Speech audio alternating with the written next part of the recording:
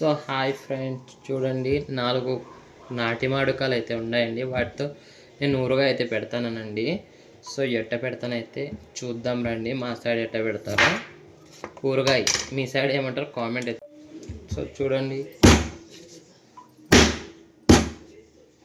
మొట్టితో సహా అయితే వేసేస్తానండి నేను.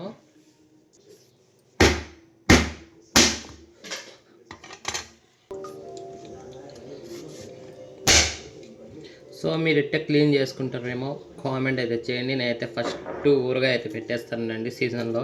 ఇప్పుడిప్పుడు వచ్చే కారకాయలండి ఇవన్నీ, అంటే దొంగకాపు కాయలండి, పుల్లగా అయితే ఉన్నాయి. అందుకని ఊరగాయ అయితే వేసేస్తానండి. ఈ డబ్బాకి వేస్తాను. 4 కాయలే ఎగస్ట్రా లేవండి. అది చెట్టుకు పెరుక్కొని వచ్చిన కాయలేనండి. చెట్టు నిండుగా ఉంటే భలే పుల్లగా ఉన్నాయని మీరు ఏమైనా అనుకోండి. పుల్లగా ఉన్నాయని వేస్ట్ చేయకుండా వేస్తానండి నేను.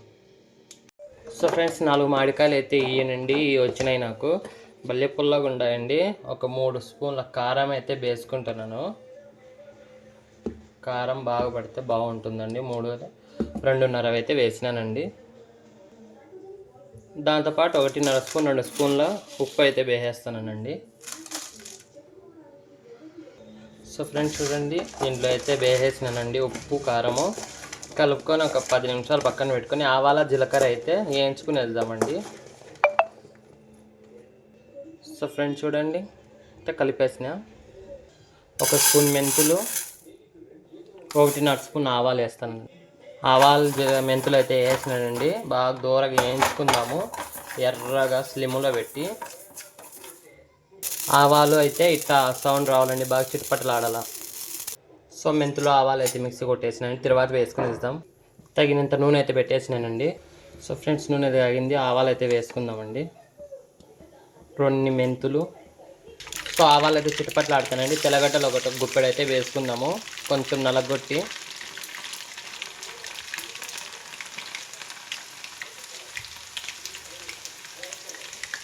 తిరువాతలో అయితే ఒట్టిమిరపకాయలు వేసుకుంటే బాగుంటాయండి. తిరువాత నేనైతే ఒట్టిమిరపకాయలు వేస్తాను.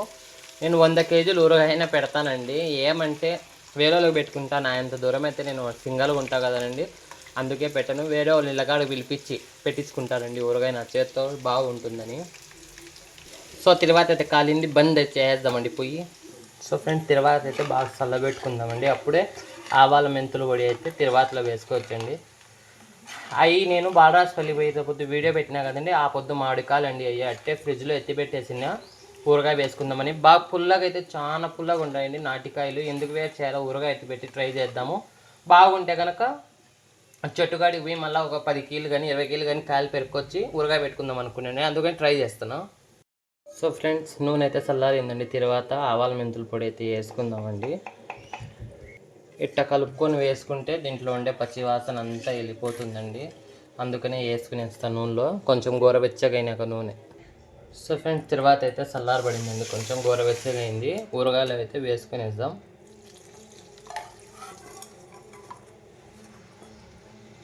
ఇప్పుడు నాకు ఊరగాయల సీజన్ వచ్చినట్టు అయిపోయిందండి. మామిడికాయల సీజన్ వచ్చేసినట్టు.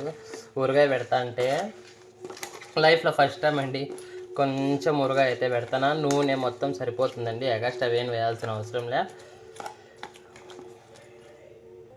సో ఫ్రెండ్స్, రెడీ అయితే అయిందండి. చూడండి, ఇంత మాత్రం నూనె ఉంటే చాలండి. ఇది 3 రోజుల తర్వాత చూద్దామండి, బాగా అయితే ఊడుతుంది.